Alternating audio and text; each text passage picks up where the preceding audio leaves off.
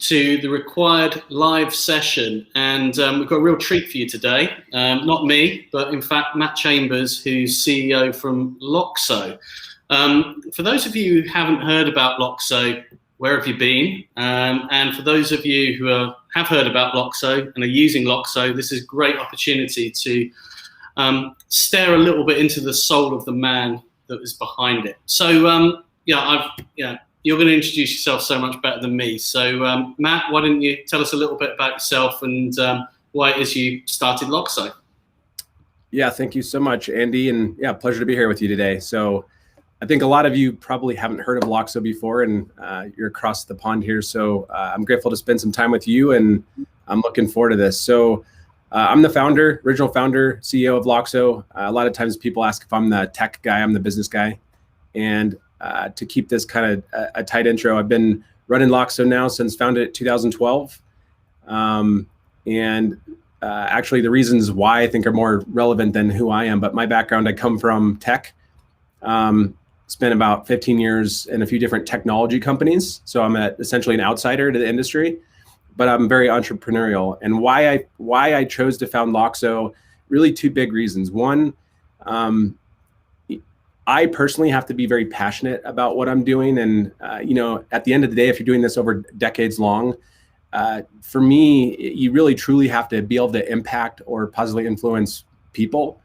And even like my mother growing up, she ran a day camp for mentally and physically handicapped kids. And I'm building software, right? It's like software and you have all these amazing humans.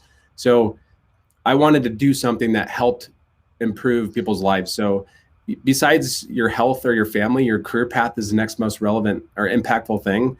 And your job changes everything. It makes you, happier in your family. It makes you happier in your community. Everything. It improves who you are and the destiny. So that's something that we could build software to help facilitate. The other one is just, it's a very fragmented market. And I looked at it and I said, oh my God, this is very archaic. The software looks like it's from the 90s.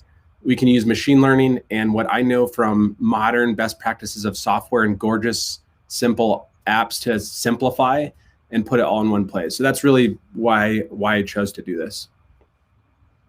So yeah, when I first looked at Loxo, it was a really interesting experience, and Charlotte had exactly the same. I was expecting standard ATS CRM demo, and you came on and said, no, this is a talent intelligence platform. I'm like, yeah.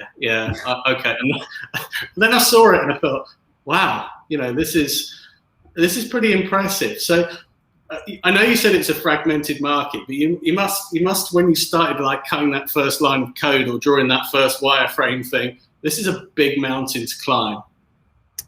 Massive, yeah. And in fact, people laugh at me all the time. It's almost the higher up people are in the food chain, or if you're on the capital side, venture capital, or people laugh, and that's okay. As an entrepreneur, you have to get used to it. You have to build up a thick skin. But people comment all the time like, wow, you're biting off a lot, because we have a talent intelligence platform. No one even really knows what that is yet, especially over in Europe. It's a new category. And in my opinion, and I say this often, I truly don't believe a legacy ATS or database will be around in 5 years. It's a database, it's a container. And what happens is you move from, when I looked at this, you go from desktop software, which a lot of the audience remember, right? You'd install that to your computer. Every 5 years, you get a new version. But then you move to SaaS, and all recruiters were like, oh my God, we're not putting our database, our Rolodex on the cloud. No way, we don't on the cloud. What is that? But that's just the way software's developed now. So that's Web 1.0. You have all the legacy ATSs, a lot of them, File Finder, every ATS, they created kind of Web 1.0 version. And then what's happening is all those ATS CRMs are focusing on upgrading their interface. That's Web 2.0, make it nicer, more modern, user-friendly. But it's still just a database. A talent intelligence platform is Web 3.0. You have all of the data in there. You start to use machine learning to help improve workflows, but also the sourcing process. But there's a lot to it. And then we have different pillars and products in there. So it's a lot. And we talk about that a lot. The code base is very wide and broad. It's a pretty intense platform. I think what was really interesting for me was the sort of mega trends that it follows. So if you think about, back in the day, you talked about data sitting on your tin in your office and you own that data. Even when you go to the cloud, it's in your private cloud. I think about my music now. I used to go and buy CDs and, I used to store them there, but now I just rent my music. And it's a similar thing, I think you've got something like 1 billion data points, and you don't need all those billion data points because you can just rent them off. Go and get them when you need them. Yep, and exactly that. In fact, our product design team, when we're designing things, we looked at some concepts and they said the same exact analogy that you just did. And if you think about it, the holy grail of a recruiting CRM, it's like, you've got to be kidding me. As a recruiter, I spend 50 to 70% of my time either looking to retrieve information or updating in data, right? 70% of your time. That's crazy. So if you can help, and data's everywhere. Data's out there. Back in the day, that was your Rolodex again. But just like the white pages or yellow pages or a directory of businesses and people, it's out there. It's public. It's all there. LinkedIn, it's all the same data. So you can go copy and paste and put it in your database like every recruiting company does, one at a time. It's old. That's not the way the world is going to work moving forward. And there's a lot of really cool stuff that'll happen with data privacy. And, we can probably talk about the differences between Europe and US, but those days of a lot of manual work it's going to come to an end. Yeah, and I think what was interesting for me as well, and the feedback we've got from people who've bought it from the group, and everyone chats, and the nice thing is, that you've almost got that sort of social proof that a few guys have bought it, they've said it's great, a few others have done, yeah, it's really good, someone demos it, yeah, I really like this. The thing that everyone seems to like is you've bundled it all in one place. So, and that's pretty brave, I guess, because obviously, moves your price point up, and it's quite a price sensitive market, I think. Very, very, very. In fact, the individual independent headhunters are fierce. They're just as hard to get to join, but it's good. It forces you to ensure you're delivering value, and price to me doesn't matter. The market sets price. So what happens a lot is you ask people, how do you do your job today? And people are like, I don't want to invest any money at all, right? And you're like, wait a second, you're paying for 12 different tools. You're trying to bolt them together. You don't have an engineer. You're wasting your own time, which is slowing you down from making more placements. And when you add all of that up, you're paying 5x of a Loxo, right? So yeah, it's an investment. Not everyone has to use it, but people that use a legacy database and they kind of want to continue to do that, more power to them. If you want to make 2 to 3 to 5x more placements with technology that helps you do it faster, that investment is, it's a no-brainer. And people see that. It's also, as a professional recruiter, you spend more time with your software than you do your spouse or driving. Why would you not invest a little bit of money to fall in love with what you use? And I think that's the biggest difference that I'm passionate about. I don't want to be an option. I don't want to build something that's just another thing out there. I want people to fall in love with it. I want every pixel to be as perfect as we can. I want us to take a lot of pride in what we do. And we would rather have less customers that just absolutely adore it and love it and help us get better and make it better than, we're not trying to be everything for everyone, just be mediocre as fast as we can. You've actually started to get quite a cult following, certainly in our Dingy group, which is our solopreneurs. They've come up with this phrase of no Loxo, no party. I'm not sure if it's the official strap line or we're infringing any of your copyrights or whatever.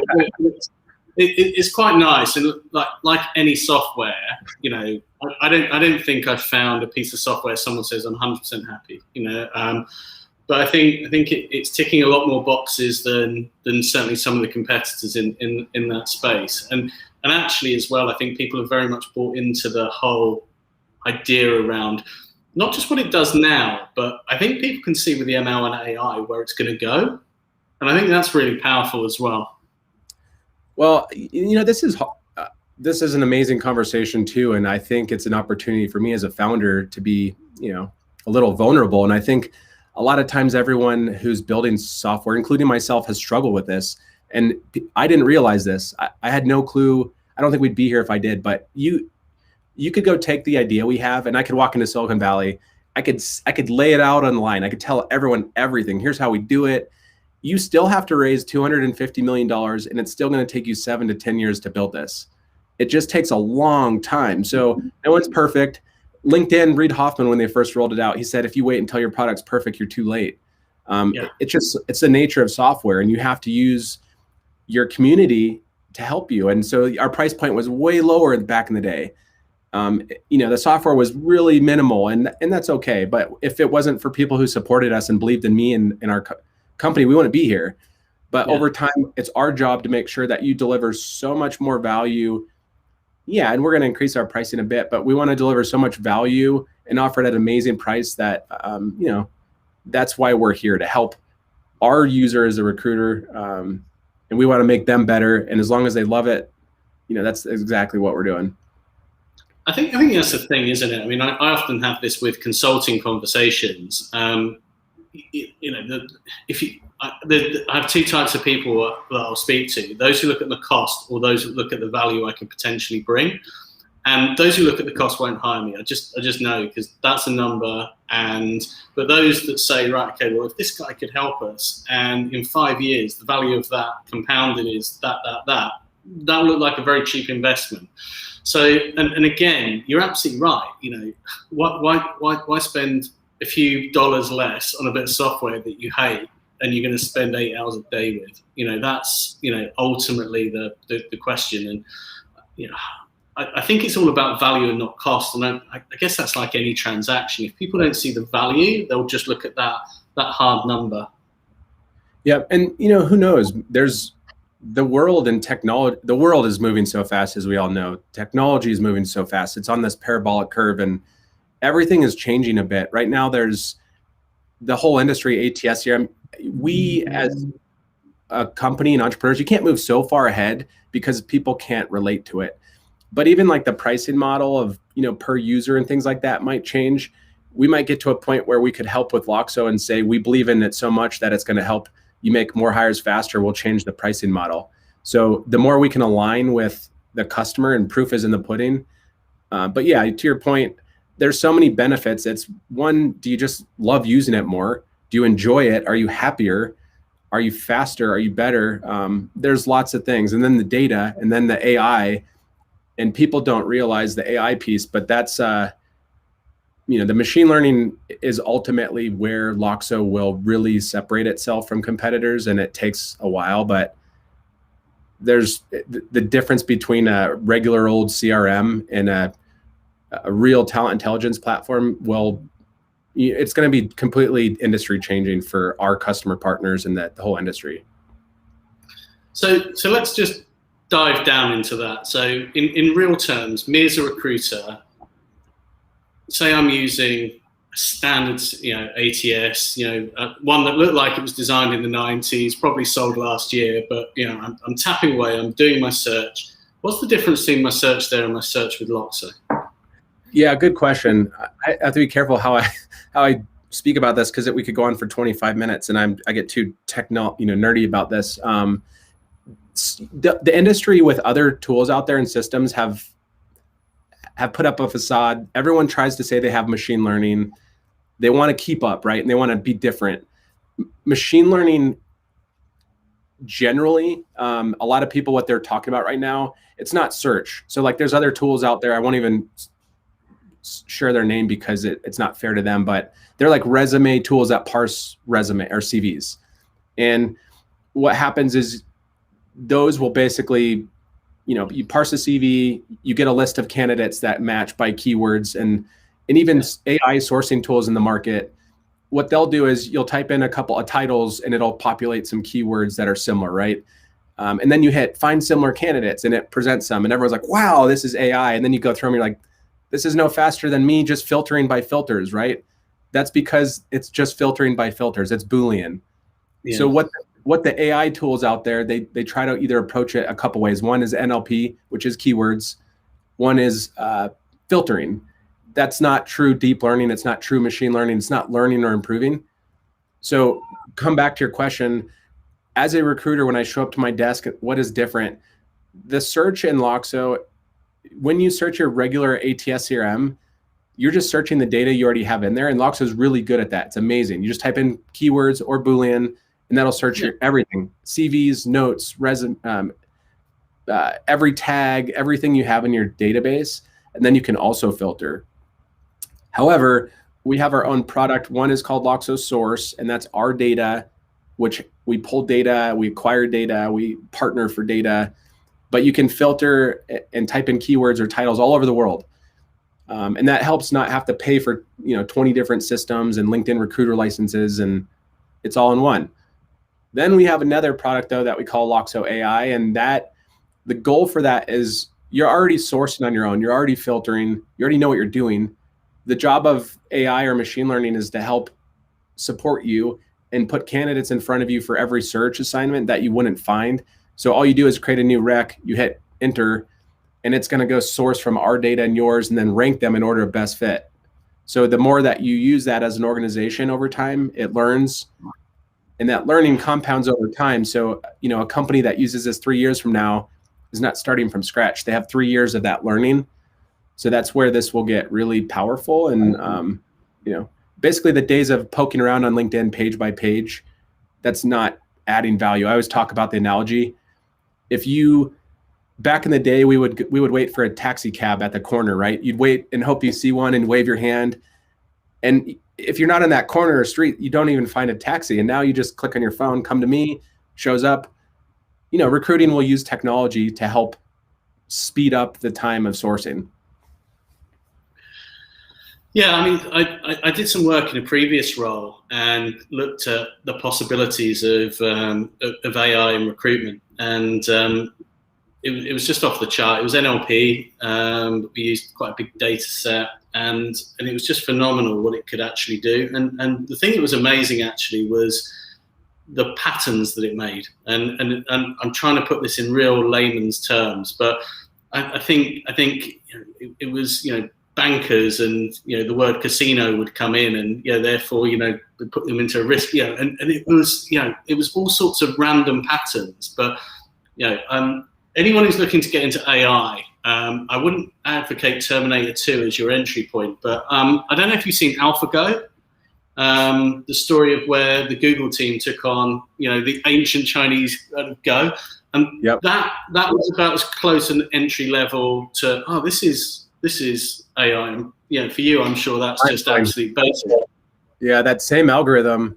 They use the same algorithm that they use for Google Go for fighter jet, and they train some fighter jets to actually outcompete human fighter jets.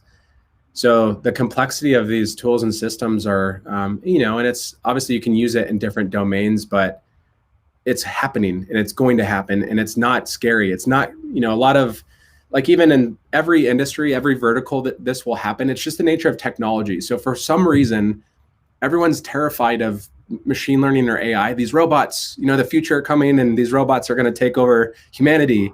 That is so far away. That's hundreds of years, but it's just another level of technology and innovation. Technology's job is to help take us from where we are today. And you have some people and say, okay, we're going to build on this foundation. We're going to piece together all these different things that we've learned, and we're going to go for it. And we're going to take some experiments and some shots and get really smart people.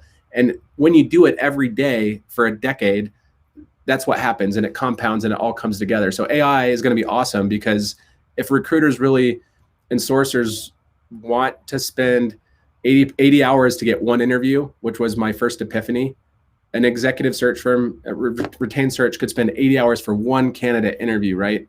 And that's the highest quality. They get a big fee. And the higher, the more you do it in staffing, you get that lower and lower and lower. But that's such a time suck when you could spend that time elsewhere and helping the best candidates get the right career opportunity and help your client. Yeah, look, ultimately recruiters generally want to go out and play golf or go on lunch clubs or, do the fun things. And I love the chatting to people and the closing. And, I really love the projects my customers used to do. They built the third generation UMTS networks, as they were. I'm showing my age here. put a satellite up in space. Yeah, it was actually real things that made a difference. And actually, that's the thing I loved about recruitment. I didn't like going through, lists of 300 and, getting to the end. But, if a machine can sort that, then albeit. So Loxo as a company. So back to the start, big in the States, breaking into Europe. How have you found it?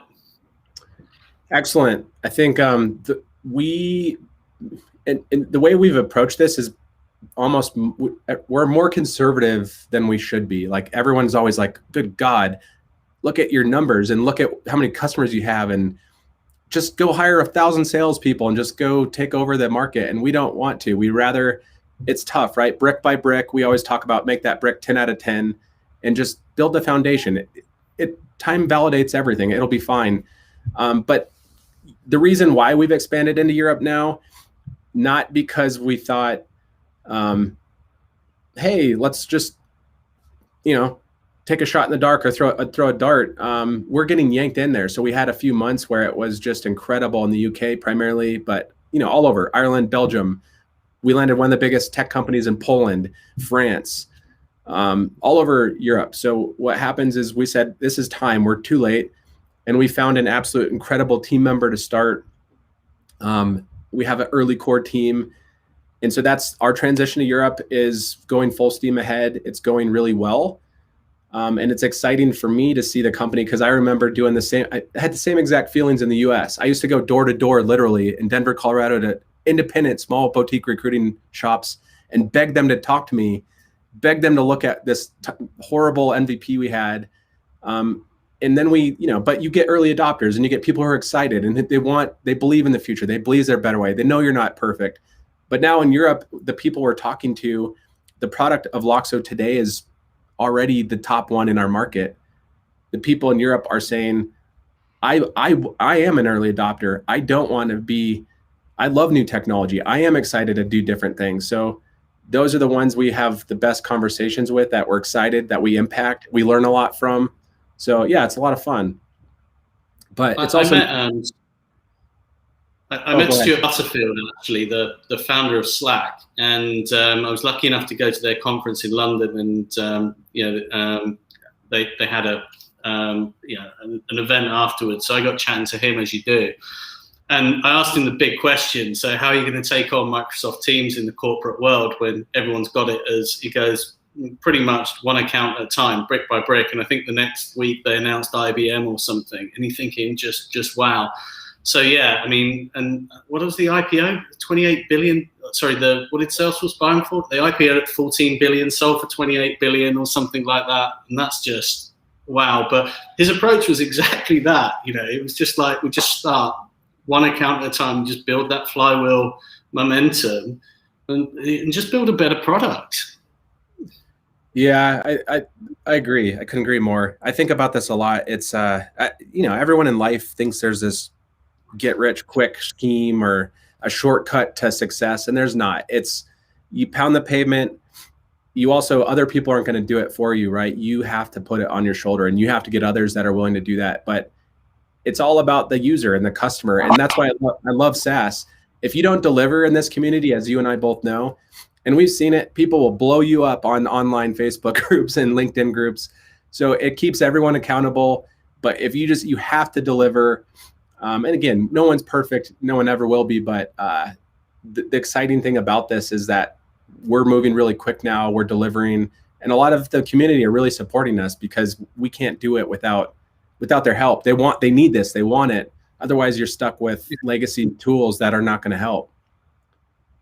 So you're doing this old-fashioned way. So when I first met you guys, I'm like, right, okay. I went to Crunchbase, right? So who's invested in them? Well, this is a good old-fashioned business. This is so. Why haven't you gone and done a Series A and got yourself a valuation? Yeah, thank God. I learned this lesson. I'm grateful. My previous life, I was in a venture funded company, went through 3 rounds. I was the very first hire with the CEO, and before they raised capital, and I saw what happens. And a lot of entrepreneurs and everyone gets glamorized by, oh my God, that company raised a $50 million round. Wow, they're so successful. They don't understand what happens with that. My goal here and our goal is I don't care about the money. I don't care about trying to become this multi-trillionaire. It's not what drives me. I care about doing the impossible with a small team and creating something of value that's sustainable. And when you raise capital, your risk profile changes. And the more capital you raise, that changes. Also, when you raise capital, your investors expect a liquidity event as fast as possible to get their return, right? Unless it's different. So for us, we want to be the world's leading recruiting and sourcing platform, period. And we want to do that over a long time horizon. And that you also have to really, truly, deeply believe in your vision. And that's something that I can see. Our team talks about this all the time. We've never once pivoted. We've never wavered. Our North Star has always been there. And we have a 30-year crystal clear vision of how to get there. And so, yeah, we're excited to do that. But raising venture capital, you give up a lot. You have to change immediately. You have to sacrifice a lot of what you want to do. It's not for us. And I don't think it's for the community. It's not we don't need to now. We're at a point where we're profitable. We are growing faster than we can keep up with. And we're making investments where we know we can get, to where we need to without taking on any unnecessary risk. Yeah, it's interesting that this isn't your first rodeo. So I guess you take I was lucky enough in my last role to work, albeit in a corporate environment, doing startups, building startups. And I learned so much. And you think about the MVP is absolutely spot on. It's not going to be perfect. Your product won't be for everyone. So go and find where it is perfect. Those are sort of lessons until you've done it on someone else's ticket, you just don't understand. Yeah, I couldn't agree more. I know. And, if I was 23, trust me, if I was early 20s, I would raise money. I would. And I think you learn so much from others around you. You don't have time, but, raising is so different. And again, the outcomes and all that. But I think learning is, especially early in your career, you should put yourself around the very best people you can and mentors and all that. I'm just very grateful I've had the experiences I've had, because the last thing I ever want to do is let down the company, our community, our employees, customers. So, we have to know enough to get to where we want to get. And so far we have a really good team and lots of good advisors and people around us to help. I was going to say your recent hires look really exciting, and that's the sign of, we're going places, the guys you've brought on board recently. Yeah, it's transformational. These hires are, you talk about that chasm, right? Crossing the chasm, and a job of a startup is figure out PMF and make sure that you have a solid platform to grow, and you can't do things too early, too late. And I've learned a million mistakes. I make mistakes every day, but you can't make certain decisions. You want to make sure that you can always walk back through that door. And there's certain ones you can't make a mistake. The new hires we have are very senior leader, sales, go-to-market, training, high growth enablement. I mean, one of our team members, former IBM, Bullhorn, helped train hundreds and hundreds of sales reps. I mean, the other one has come from all different industries and 6 different market sectors and helped scale them from early stage all the way through IPO. And the caliber and acumen and what they've already done in 1 month at Loxo, it's really, really exciting for the company and where we're headed in 2022. But yeah, it's definitely fun to see the company going from this tech R&D, passionate engineering, product heavy company to now building these, pretty heavy process and systems and scalability. And it's fun to see the transition. Where do you see yourself going? So you're CEO, but like anything, everyone sort of likes either the engineering side or the sales side or the business development or the corporate, the sort of the corporate action stuff. Where do you see yourself going? That's an amazing question. I think as a founder, I owe it to myself and the company and everyone, 1, to be transparent all the time, and 2, introspective, right? And just make sure you ask yourself that question every day. I also truly believe as a CEO, you are the buck stops with you. If the company is not doing well, or you make bad hires or bad decisions, it's not their fault, it's your fault. So the company's potential I'm throttling it. So I have to always put myself outside of my comfort zones. I have to continue to grow. I have to be willing to evolve, and I have to be willing to bring in people that are smarter than me and fire myself from all the areas I'm weak and keep growing and move into other areas. So I'm learning, I'm evolving, I'm doing that. We have an incredible team. And once you get to a certain point, your jobs change over time too, from less of a doer to more, setting the vision and setting the pace and setting the culture, values and communicating that and having conversations in the community. So my role will change for sure. I have a lot.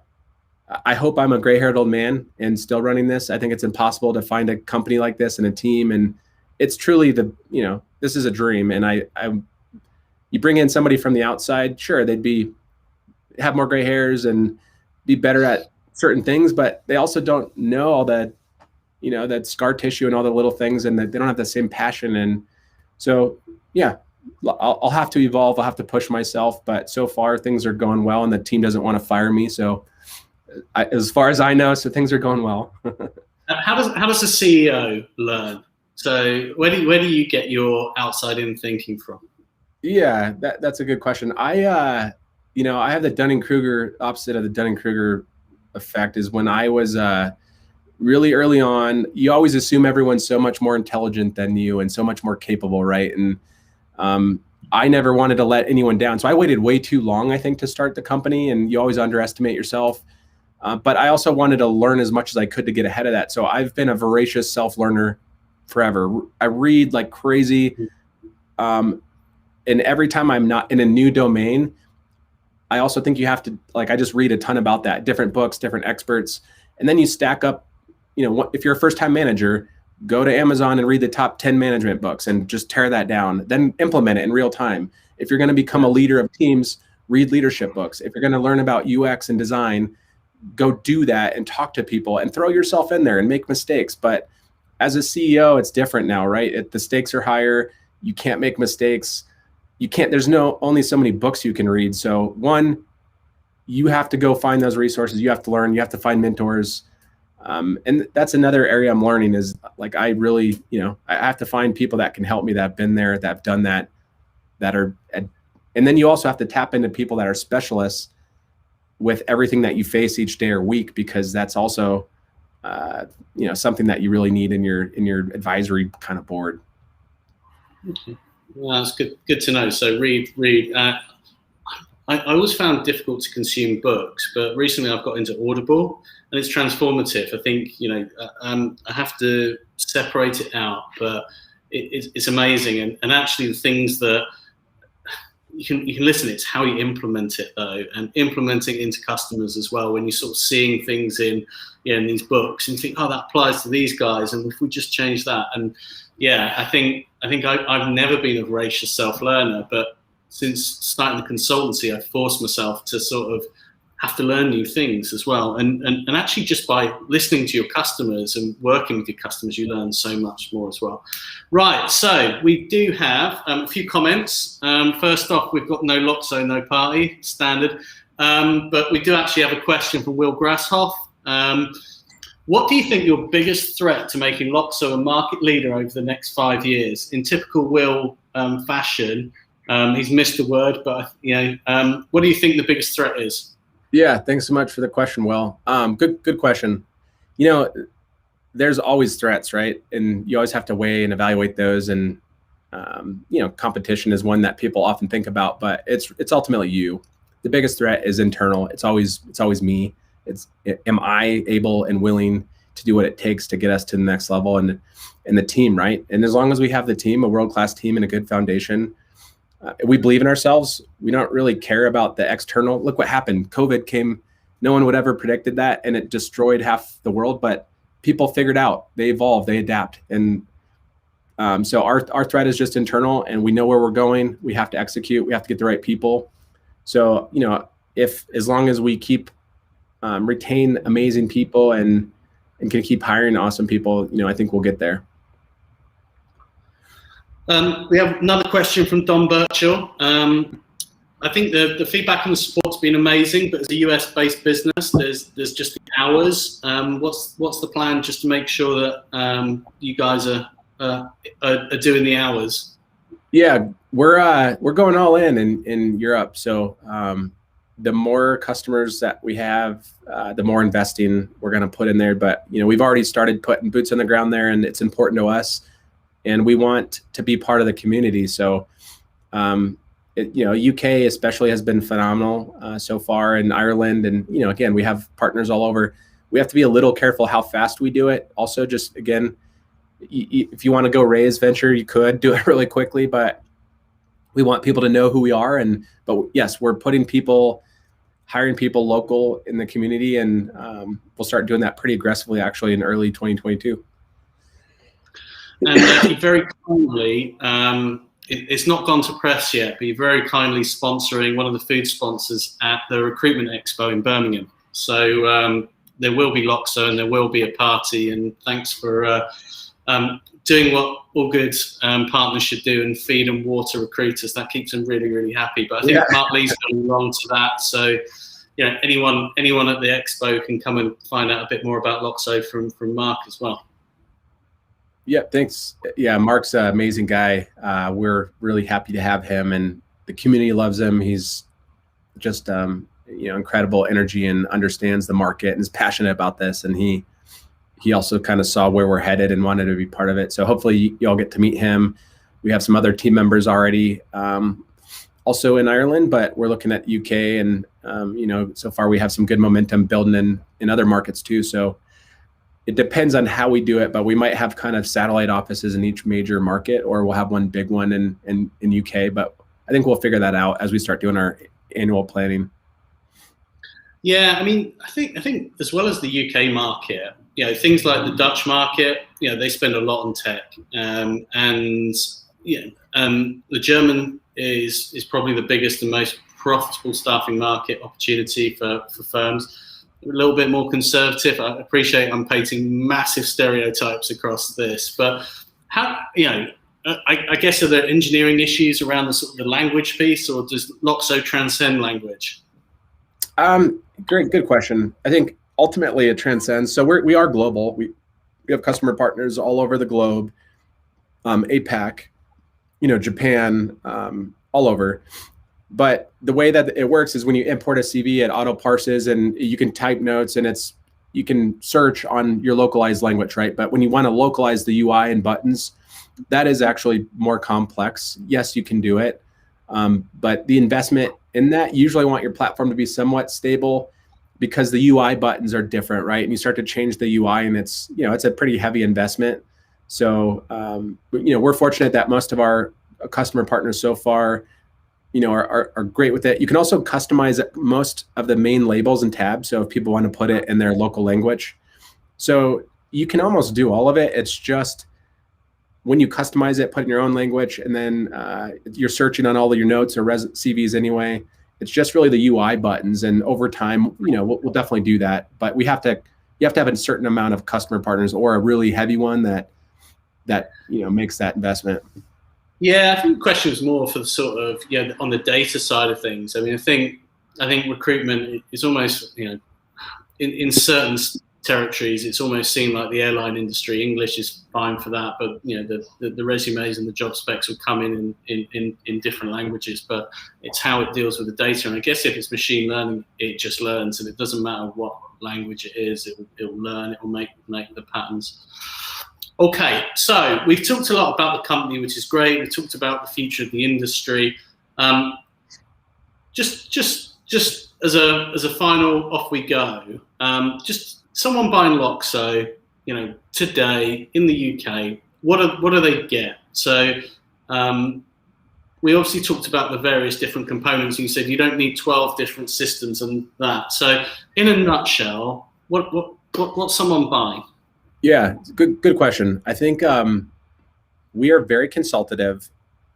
It depends what we want to do when you sign up, is you should have the parts of Loxo that will help you be successful. But if you are, an agency, you have two sides of your business. You have the BD account management side, right? So we have some products in there that are deals that help support that. You don't need a separate external sales CRM, but you get Loxo, and within that we have different product pillars that you can talk about. But there's 2 plans essentially. You can get the plan that's standard, which is more affordable, and that's most equivalent to like a legacy traditional ATS CRM. It doesn't have the data. It doesn't have Loxo AI. It doesn't have unlimited texting or calling. So we have built-in calling. So a lot of the kind of really nice, fancy bells and whistles, you don't have to get that. And that's also for people that are really, terrified of GDPR. They don't want to touch data or whatever. That's okay. We have you covered. You have a much better ATS CRM, much better than our competitors, even at that. Then you have the premium plan, which 9 out of 10 companies get. And it has kind of everything. And again, we can turn things on or off. We have GDPR compliance. We have all of that stuff, but it's really just admin settings, and it depends on people's budget. And if they're ready to, but most people realize what they have today, and Loxo is a bit of an investment, but by the time they add it up with what they're paying, they actually save money. So they save money, they have a better platform, they get it all in one. They don't have to deal with 12 vendors and contracts and renewals. And I think that's the big surprise we had, certainly for the smaller guys. By the time they added up everything they were paying for, the outreach tools, the programmatics, the posting, the VoIP, by the time they added it all up, it was, oh wow, this actually costs in, and it's a better product than I had. So I think that definitely resonates with what we're hearing in the groups. Right. Matt, that's been amazing. As I say, it's, I very much, when we first spoke, I got a lot of that, and that's why I wanted to do this session. Normally we'll do it with the sales guys and they'll demo and they'll talk about it. But what I really wanted to come across was just your passion for what it is you're looking to do. And I think that's really, the purpose, not just it's another bit of software. So thanks for taking the time out. If people want to look at Loxo, they can come to the RecWired site. You can arrange a demo, and we'll happily facilitate that. And I think what you should probably do is do one of these sessions, and we'll get one of your guys to do a demo with Charlotte. And Charlotte and daughter obviously use the product and very pleased with it. If Charlotte's not pleased, she tells you. We'll probably set up a demo, and then we can put this out to the wider group. So thanks so much for your time, Matt, and congrats on where you've got to, but even more exciting is where you're going to get to. Oh, thank you so much, Andy. I appreciate it. It was my pleasure. And we'd love to have the opportunity to speak to more, community members out across the pond, especially. And I really enjoyed it. So we look forward to it. And thank you very much. Okay. See you soon. Cheers, Matt. All right. Cheers.